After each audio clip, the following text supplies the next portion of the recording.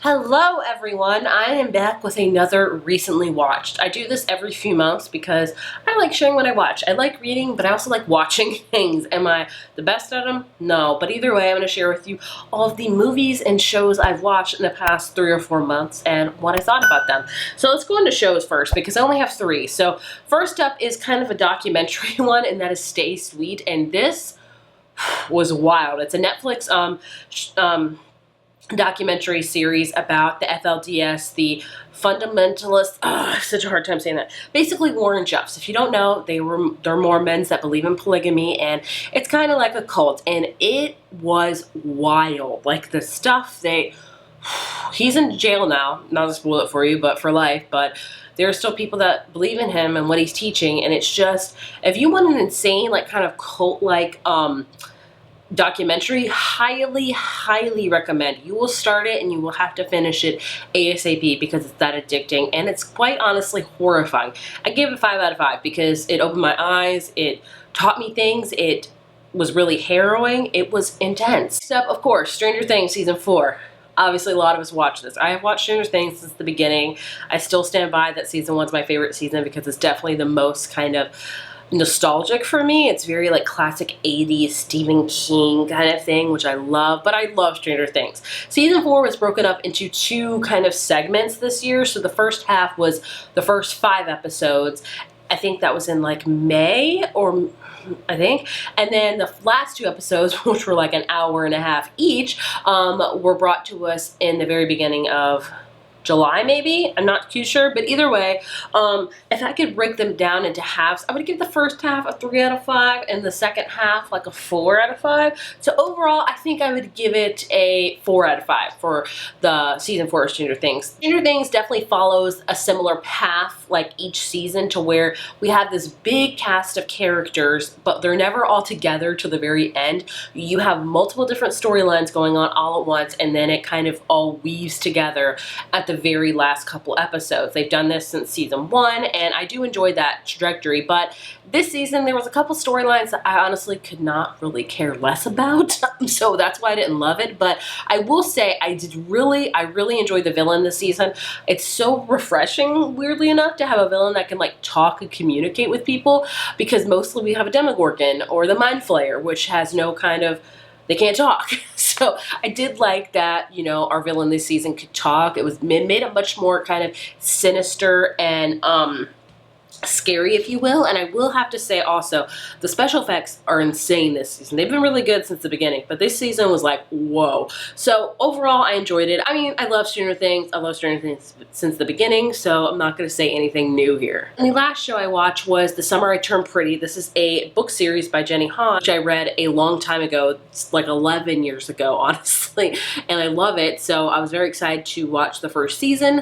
I gave it a 4 out of 5. It was okay. It wasn't like anything groundbreaking, but I did enjoy it. It was kind of a cute, summery series. If you don't know what the book is about or the series is about, we follow our main character, Belly, who goes to this beach house with her mom and her brother and her mom's best friend and her 2 sons every single summer.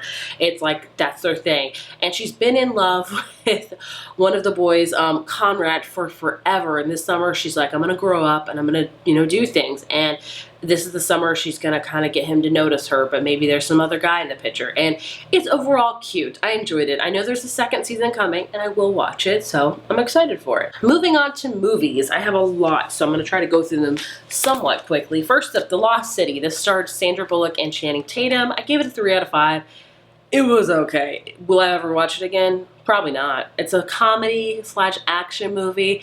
It wasn't anything really original. It was funny at times, but I didn't love it, which is sad because I love Sandra Bullock so much in movies, but it was okay. Moving on to Doctor Strange, I think it's called Multiverse of Madness. I gave this one a 4 out of 5. I was pleasantly surprised by this.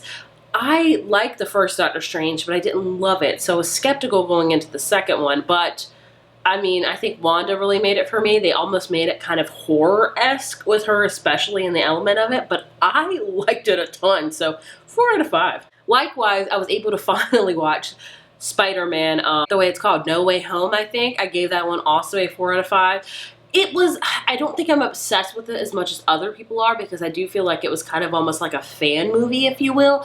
But I'm not gonna lie. Did I really love seeing Andrew Garfield and Tobey Maguire? Heck yeah, because I grew up with Tobey Maguire as Spider-Man. I mean, the classic Spider-Man 3 when he's kind of emo and dancing. I mean, we all remember that, okay? So I mean, I enjoyed it. I think Marvel now, I think my kind of love for Marvel is fading a little bit. I think because a lot of my favorites that I really, when I started loving Marvel, are kind of not in movies anymore, like Captain America. He's my ultimate favorite. Iron Man. So we're going on these new phases, which is great, but I feel like there's just so much content, especially since Disney bought them.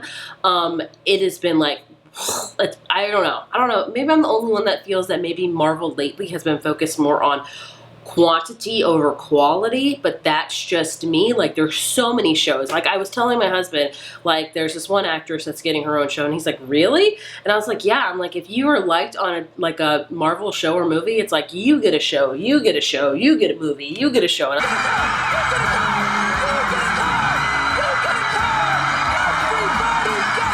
I'm like, oh my gosh, it's a lot to keep up with. Am I going to keep up with all these shows and movies? No. So I don't know. I hope you don't this comes across as me bashing on Marvel. No, I really love Marvel.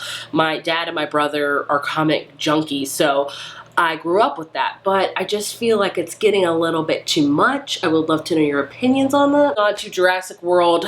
I forget the movie. I don't even know. Jurassic World 3. This was okay. 3.5 out of 5. I'll be honest with you. This was a week that was really stressful for me, and I asked my friend that like goes to any movie. I love her. And I was like, hey, do you want to go see this? She's like, sure. I'm like, I just need a good dinosaur stupid time. And you know what was that? Were there 50,000 plot holes? Absolutely. Did any of it make sense? No. But you know what? It was a good dinosaur time. My favorite ultimately will always be the first Jurassic Park. Nothing will instill fear in me more than seeing that T-Rex for the first time. Like, it was perfect. Like, I love that movie. So I do have a nostalgia heart for that. So there's that. But I mean, is this one amazing? No. If you just want kind of a dinosaur good time of big dinosaurs fighting and just crazy things, check it out. And I watched Bob's Burger, the movie. Bob's Burgers is one of my favorite shows. My husband and I have watched this since the beginning. In fact, both my children like it. Is that a good thing? I don't know. But they finally got their own movie. And I was pleasantly surprised that I liked it. I gave it a 4 out of 5. I didn't have high hopes because I just sometimes when you have, especially particularly a animated show go into a movie, it does not do that well. But this one was fun. They made it a lot of musical numbers, which makes sense because Bob's Burgers actually does that in the show. And I don't know, I was pleasantly surprised by it. If you haven't watched the show, you need to. It's about a family that owns a burger restaurant and they're kind of strapped for cash always, but the heart of the family keeps them going, and it's just hilarious. Trust me, you will love it. And I watched The Gray Man. This is Netflix's kind of newest action movie starring my ultimate favorite of all time, Chris Evans. Like, am I obsessed with him? Abso-freaking-lutely, because who wouldn't be? And also stars Ryan Gosling. I mean, like, sold. This was an action movie. It's actually based on books, apparently. And I really enjoyed this. 4.5 out of 5. Easily my favorite, like, Netflix original action movie I've ever seen. Like, the plot was really good. The action was really good. The villain was good. Like, Chris Evans is a villain. I was like, oh, I don't know, but he sold me because he was a dick. Overall, it was really good. If you want a really good action movie, I highly recommend checking that out. Then I watched a documentary that my friend recommended to me, and that is The Girl in the Picture on Netflix. I don't watch a lot of true crime documentaries. I don't know, I just don't, but my friend told me about it, and I was like, I'll check it out. And I saw previews for this, and I thought it was kind of interesting, but oh my gosh, it blew my freaking mind. 5 out of 5. This, all I can tell you about, it's about this woman that goes to the hospital because she was hit, like a hit and run, and she dies at the hospital. Her husband shows up and he's like, oh, that's my wife, you know, we have a young son at home, and then he kind of just pieces out. And so the cops are looking more into it because she's got bruises and things that aren't really go well with the hit and run, and they try to figure out who she is because she's not saying who she says she is. Like, her papers and stuff don't quickly don't add up to who she is. And it goes from there, and that's a really poor explanation of it. But if you want a really, really good true crime documentary that'll have you on the edge of your seat, trust me, this one is amazing. And the last thing I watched was another kind of documentary, and that is the Shania Twain one. I knew I had to watch this when I saw this because I grew up with Shania Twain. I'm not big into country music now. I'm not that big of a fan of it, honestly, but I listened to a lot of it in the 90s because my mom did. It was always on the radio, so I know a lot of 90s country. And who dominated 90s country? Shania Twain. So I was so happy to have a documentary all about her journey with music, how she came to be the amazing singer that she is, and the songs that she wrote, the music videos that she directed almost, and like edited together herself. It was amazing. If you have not listened to Shania Twain yet and you're like, I've heard about her, I don't know, do yourself a favor. Her music still stands to this day and it's still amazing. Like I said, I don't listen to a ton of country, but 90s country, that's just some golden. But then again, I'm like a 90s person, so there's that. That's all the things that I've watched these past few months. I do enjoy watching movies and shows and things. I'm always behind because I can't ever get to the theater. Like, I really want to see the new Elvis movie.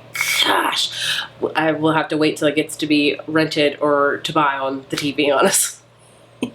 But I do enjoy watching them. I would love to know if you have any recommendations down for me below based on what I talked about today. I would love to know. I'm also looking for like more true crime stuff because that Girl in the Picture thing was amazing. And the Stay Sweet, like, oh, love them. So I would love to know if you have any recommendations in particular that kind of go with that. As always, thank you so much for watching, and I will see you in my next video. Bye.